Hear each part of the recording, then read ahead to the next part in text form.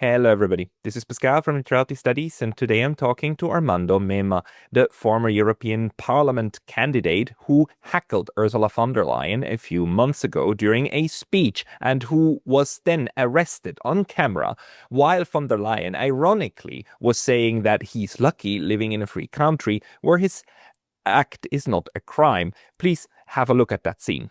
They can be happy that they are in a free country like Finland, where the free speech is a right, where they have not any restrictions. If they would be in Moscow, they would be in jail in 2 minutes. Thank God we have a democracy. Thank God we have free speech.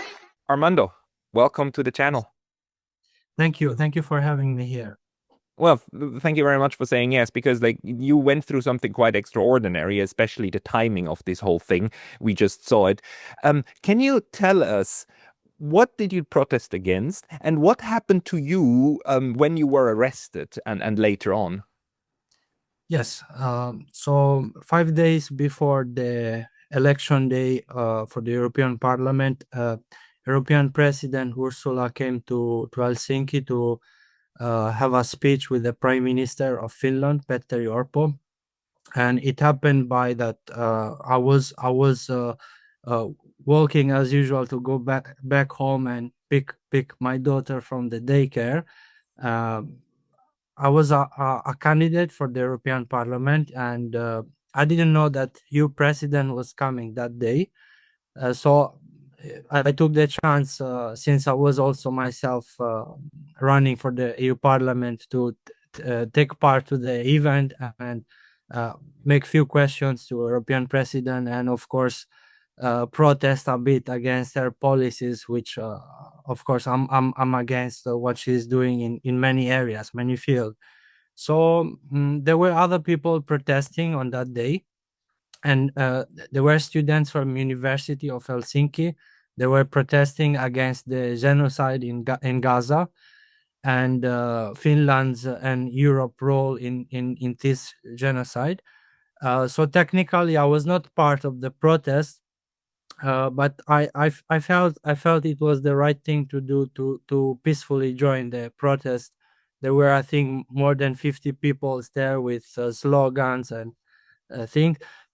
Plus, there was a big crowd of people. So I thought I was not doing anything different from what the other people were doing there, and I asked to you, President, what is she going to do about the genocide in Gaza? What's Europe's role gonna be on that?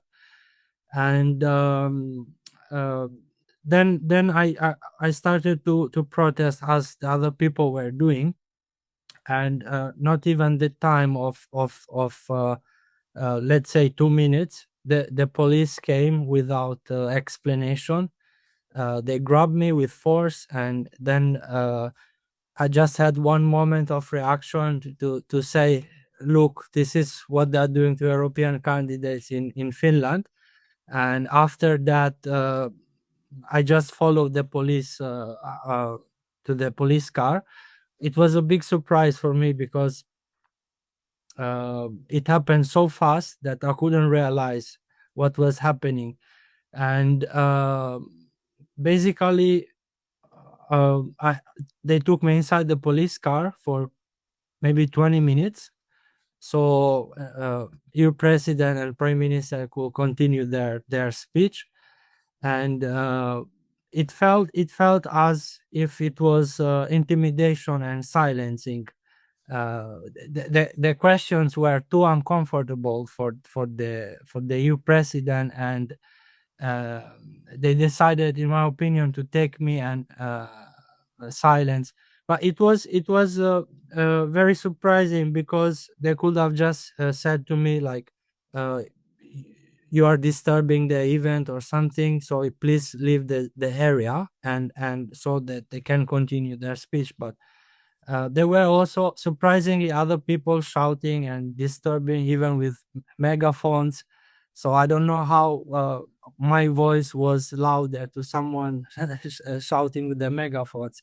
I think the questions made that Ursula and Petteri Orpo were very uncomfortable, and So they decided to move me away so the people could not listen to those questions and maybe think about the whole situation, because she came there basically to favor one party over the others, Kokomus, something she's not supposed to do as the EU president because she represents the whole EU citizen. But she came there and telling people like, hey, you have to vote for Kokomus at the next European elections. And so this was basically what happened that day.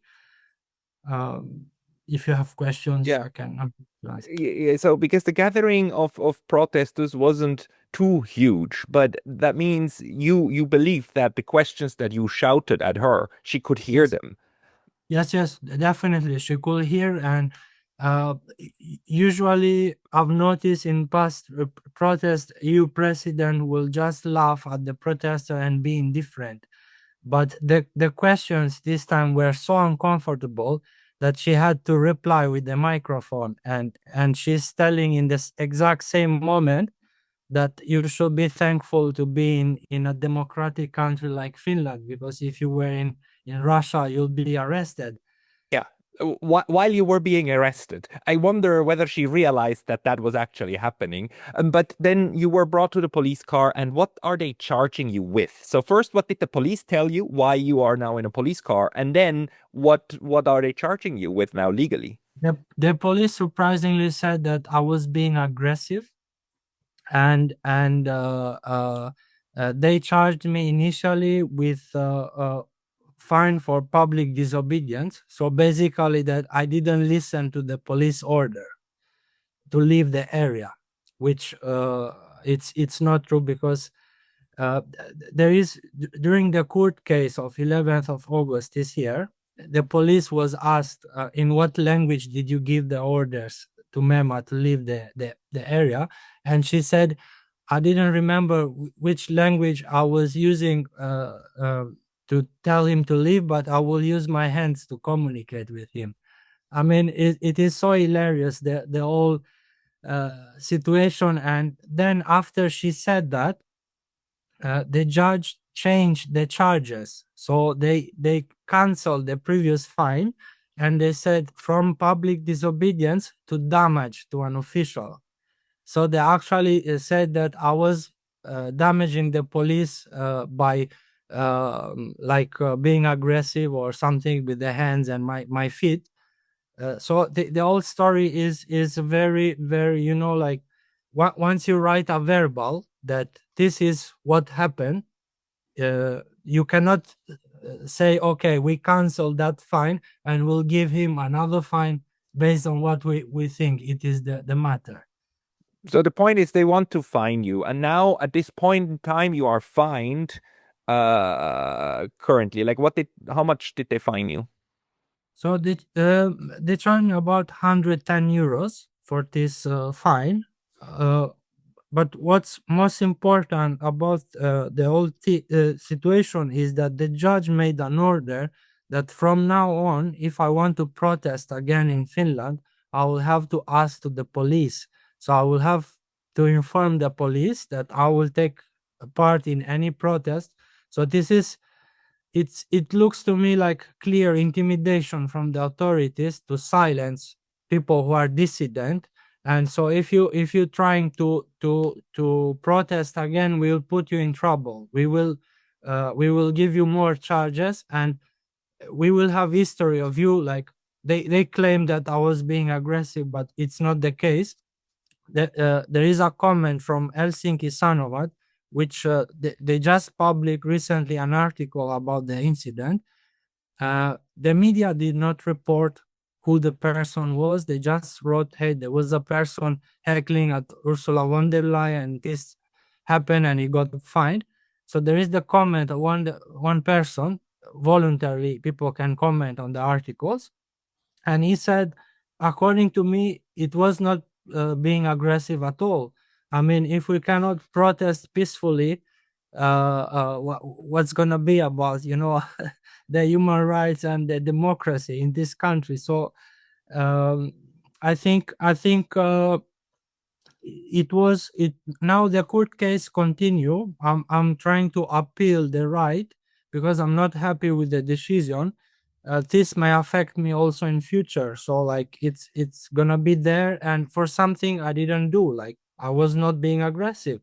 uh, I showed the video where there were other people protesting there, 20 centimeters from the police, but for some reason they decided to take me on the police car, and the other people, they just let them protest. So You might either be the victim of a just being unlucky that they grabbed you instead of anybody else. It might be something else. Do you think anyone there, if the police realized that you are actually a candidate for the EU Parliament at that point in time? the funny thing is that before they put me inside the police car, there was a moment where they had to take all my belongings, and I was telling them, look, I am a candidate for the European election, I don't know why you're doing this. And the moment I said that, they took me and they put inside the police car. So I have informed them. They could have said to me, wait for here, we will give you the fine, and then you leave the area. But they took me, they put me inside the police car. They made me wait for 20 minutes. About the time the EU president and Orpo were there having their speech. Once they left, they removed me from the police car and they gave me the fine. So I told them that I was a candidate. They didn't listen to that. They just continued with what they were doing. And so this was the case. Yeah. So just for me to get this straight, Yes. we are now living in a situation in which if a EU Commission president or an EU official gives a speech in front of a crowd, this was not an invited crowd, right? This was not you trespassing. It was not you getting access to a private gathering and then she was speaking at a private event. This was a public event. She knew that whoever she's speaking to, the people just walk to it, right? And if that happens, you're now in the EU not allowed to shout disapproval at these people. That's just where we're living now, right? Yes, correct. It's very important that you mentioned the fact that I was in a public square. There were other people there giving flyers for the EU elections, candidates, just like me from other parties. There were people voluntarily gathering there, and it's not that I trespassed some area. So there were also other people protesting, and we are not allowed this. It seems that we are not allowed to be against the policies of our leader. We are not allowed to peacefully protest. Amnesty International here in Finland is studying my case currently, because for them it seems very unprecedented that someone is just getting arrested for peacefully protesting in the way it happened. Arrested and fined. Can you tell me, does the fine come along with actually a record, a police record entry? This is considered as a minor crime. But in the future, let's say it might affect me for applying for jobs in. That's what I mean. Does it remain on the record? I mean, is it part of your? The one lawyer told me it shouldn't be their record, but it might be used against me in future. If there are gonna be other protests, they're gonna say, oh, look, you were being aggressive on that day in the previous protest, so we have a clear record of you being aggressive, when it's not the case. So I will say what I'm trying to get from the court now is to remove this fine because I didn't do it. And also the restriction of having to ask permission to the police to protest again. So why this should happen? Like I should be allowed to join peacefully any protest without giving any information to the police. Yeah. So and just to be clear, so the police is not charging you for the crime of heckling, for the crime of shouting. It is charging you for the crime of being aggressive toward the police. So yes. The fact Yes. that they had to grab you and pull you away is enough Yes. to justify that you were aggressive toward them, not toward von der Leyen. But that's the charge, right? Yes, but during the court case, they said that, hey, like there was the European president, and you're not allowed to disturb the speech. So the judge was telling this, that when a public authority come and give a speak, you're not allowed to interrupt his speech or protest, or like so I would say they charge, yeah, of course, they charged me of, uh, first, they said public disobedience, not listening to police order. And then they said damage to an official, which is a little bit escalating from the previous one, Yeah. because Sorry. So I misunderstood. So that was the previous charge, and now it's damage to an official. And damage to the official is, of course, von der Leyen as the official, right? That's the damage, or the damage to the uh, police.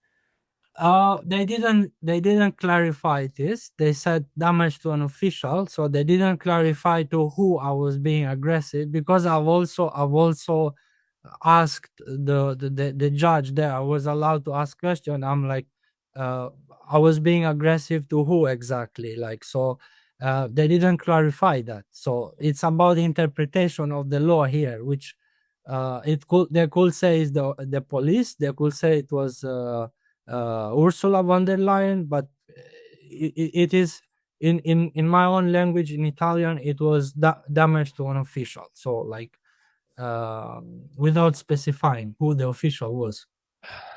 It's just what does this, what kind of feeling does this leave you with, knowing that, principally the Finnish police now set a precedent that anyone who protests against public officials from the EU, but potentially, of course, also public officials from Finland, can be taken away and given a fine. Is that still part of your concept of the freedom of speech? Yes, of course. It's really shocked me, because I thought Finland had one of the best ranking in terms of free press, democracy, and human rights.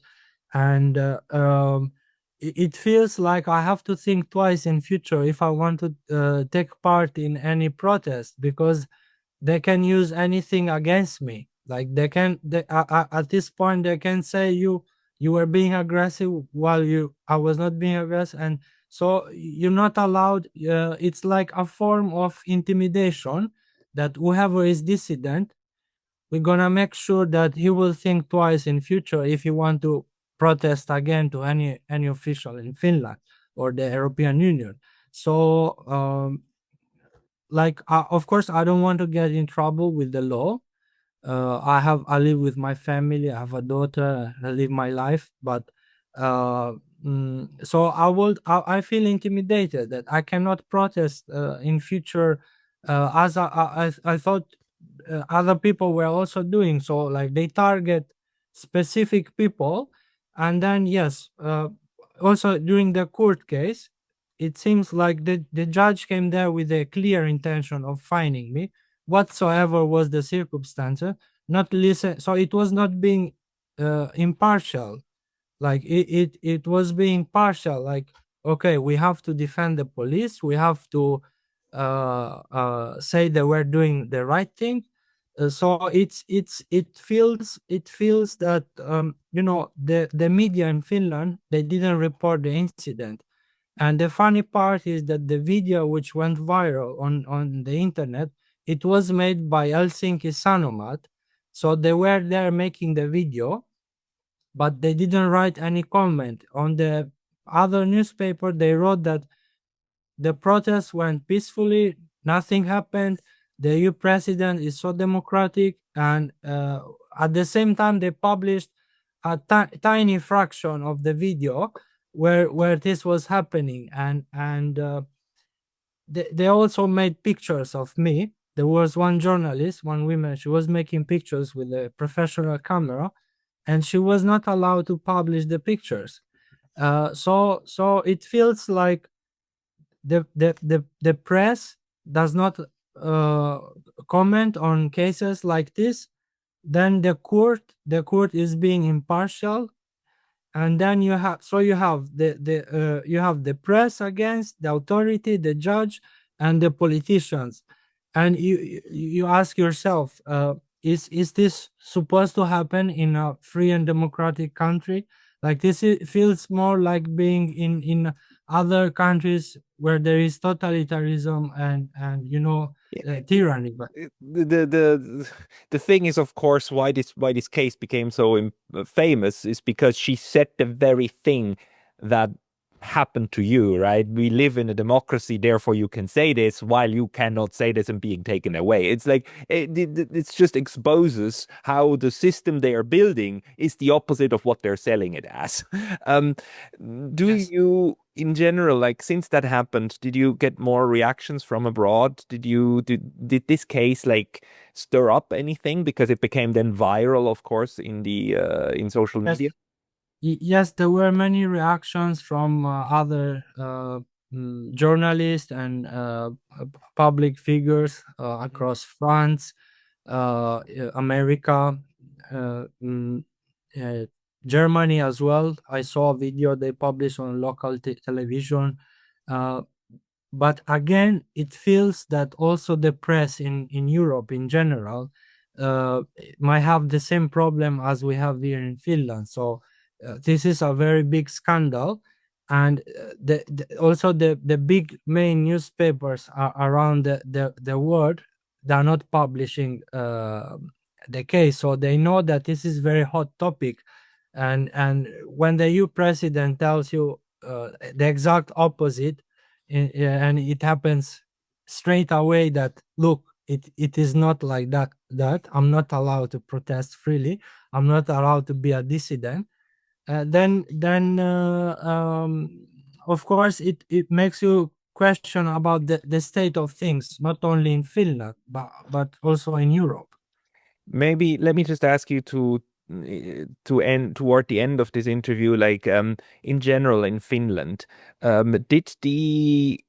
did the public atmosphere for protests and so on, did it become tighter? Is it, or what is it like in Finland at the moment to not be part of the pro-interventionists, pro-NATO group?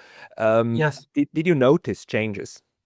Yes, absolutely. Since there were discussion of the NATO membership, and after we joined NATO, the public debate is so paranoid and, let me say this word, schizophrenic. Like they think that whatever is against the mainstream narrative, it's being either pro Russia or being uh, like with the BRICS countries, like they label you as a pro-Russian. I have no connections at all with Russia, but one member of the European Parliament from Kokomus commented on Twitter that according to him this was some sort of Russian agent doing this stuff, and it felt so ridiculous because I am the victim here, but I'm being targeted and used for political agenda. Like, okay, whatever is against us, criticizing us, we will just label it as a pro-Russian, and that's it. So this is not free debate. So in a free debate, you should be able to question the history. You should be able to analyze the facts. You should be able to talk freely without fear of being labeled to something you're not. So of course the public debate in Finland, it feels very toxic, and we should be able to criticize NATO when it's doing wrong.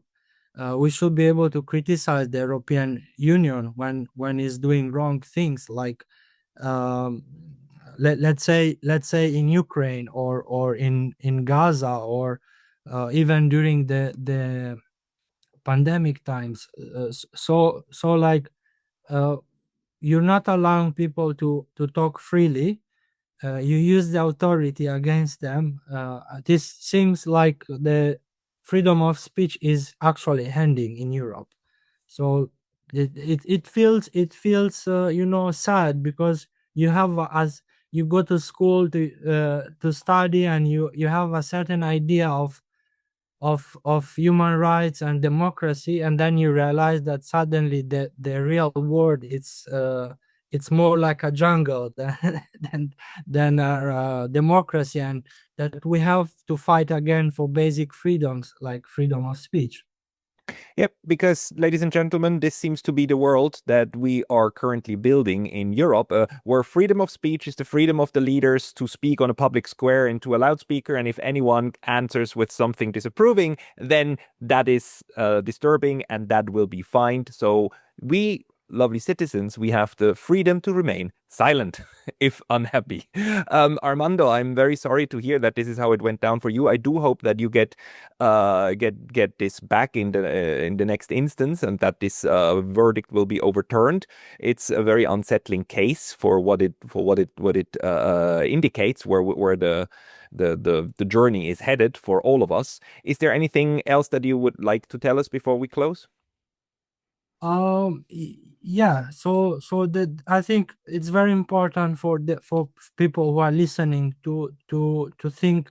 I think it's very important what happened on my case, because it affects all of us in the future. So if this can happen to me, it can happen to any EU citizen around Europe or the world who wants to take part peacefully in any protest. Actually, we are seeing also in UK and Germany what they're doing to peaceful protesters. So it's very important that we think about it, and we could see what the solution could be to this, because otherwise, if we just leave it like this is not important, then we are heading through a sort of totalitarianism, and you may not be allowed in future, like me, to protest or be against the policies of the leader. So it's very sensitive matter. I hope the discussion we had today, it was helpful for the people to understand better the reality we live in Europe.